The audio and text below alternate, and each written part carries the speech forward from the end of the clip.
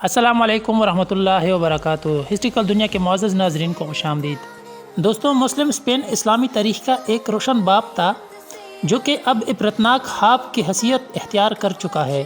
آج سے 13 صدیاں قبل اسپین کے مہم کے دوران جبل طارق نامی جزیرے موجودہ جبالٹر پر پہنچنے کے بعد جب طارق بن زیاد نے اپنے لشکر کو کشتیاں جلانے کا حکم دیا تھا تو اس کے وہم گمان میں بھی نہ ہوگا کہ تقریباً 800 سال بعد مسلمانوں کی واپسی ایسی حالت میں ہوگی کہ 8 صدیوں تک اسپین پر حکمرانی کرنے کے بعد مسلم حکمران نامردوں کی طرح آنسو بہاتا ہوا اقتدار کی جانب عیسائی حکمرانوں کے حوالے کر دے گا۔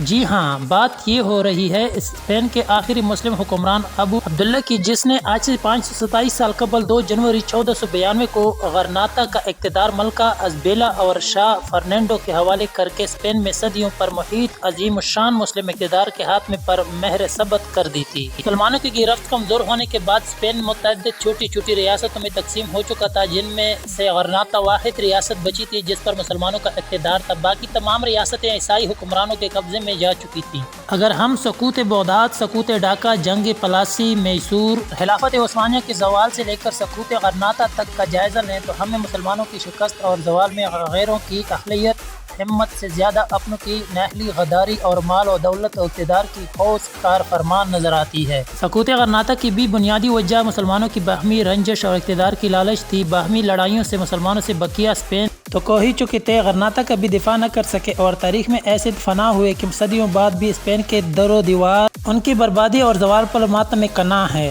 سقوط غرناطہ کے 100 سال کے اندر عیسائی حکمرانوں کے ظلم و ستم کے باعث لاکھوں مسلمان ہجرت کر کے مراکش اور شمالی افریقہ کے دیگر ممالک میں آباد ہو گئے، جو آج بھی وہاں مہاجر کی حیثیت سے جانے جاتے ہیں۔ لاکھوں مسلمان کا قتل عام ہوا اور بے شمار اہل ایمان عیسائی ظلم و ستم کے تاب نہ لا کر عیسائی بن گئے۔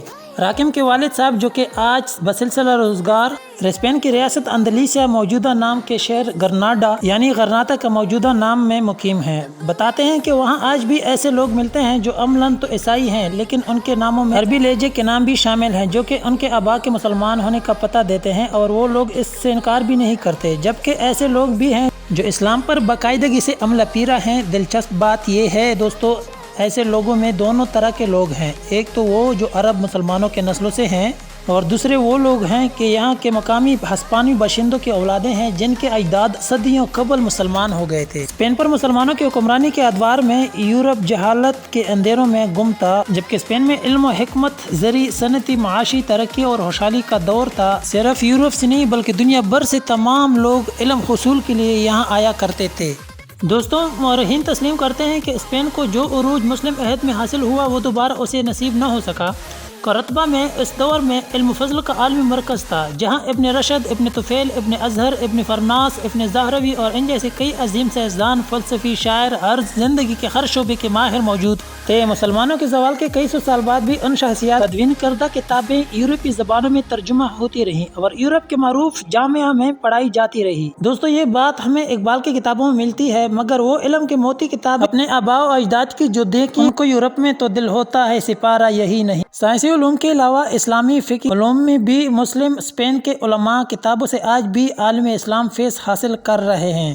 ان علماء میں امام قرطبی اور ابن حزم جیسے نام سر فہرست ہیں۔ مسلمان چاہے کتنے ہی عمل یا مغربی تہذیب کے دلدلہ کیوں نہ ہو جائیں، اس عروج کو پانے کی کسک ان کے دل میں آج بھی کروٹیں بدلتی ہیں جس پر ان کے اجداد صدیوں تک موجود تھے۔ مسلم اسپین اسلامی تاریخ کا ایک روشن باب تھا جو کہ اب عبرتناک کی حیثیت اختیار کر چکا ہے۔ کلام اقبال میں سرزمین اندلس کی تہذیب و تمدنی اور عروج کے ذکر کے ساتھ ساتھ مسلمان کے زوال کا نوحہ بھی جا بجا ملتا ہے۔ اقبال نے ہسپانیہ کو حرم مرتبت قرار دیا ہے اور اس کا ذکر وہ اپنی شاعری میں بڑے احترام و عقیدت سے کرتے ہیں۔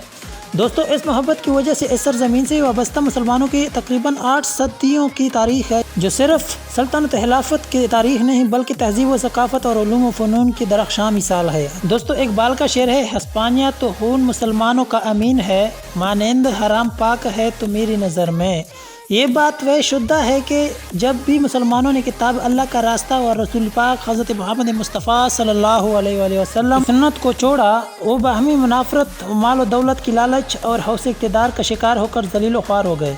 میں یہ نہیں کہہ رہا کہ ہمیں دوبارہ اسپین کو حاصل کرنے کی جدوجہد کرنی چاہیے۔ تو علامہ اقبال کے اس شعر کی تشریح میں یہ بھی لکھا ہے کہ میرا خیال ہے کہ زمین کے ٹکڑے کی اتنی حیثیت نہیں، اصل بات تو یہ ہے کہ ہم اپنے انہیں اعلیٰ اوصاف کو اپنائیں اور حکمت کو اپنی گمشدہ میراث سمجھتے ہوئے حاصل کریں، جس کی بنیاد پر ہمارے آباء و اجداد نے دنیا پر ہی نہیں بلکہ دنیا والوں کے دلوں پر بھی حکمرانی کی تھی۔ اقبال نے دورہ اسپین کے دوران اندلس اور قرطبہ پر بے شمار اشعار لکھے ہیں۔ دوستو اگر یہ ویڈیو آپ لوگوں کو پسند آئی ہو تو ویڈیو کو لائک کریں اور اپنے دوستوں کے ساتھ شیئر کریں۔ مزید اس طرح انفارمیٹو ویڈیو حاصل کرنے کے لیے جانے سے پہلے ہسٹریکل دنیا کو سبسکرائب کریں اور بیل آئیکن کو دبائیں تاکہ ہر نئی آنے والی ویڈیو آپ کو بر وقت ملے۔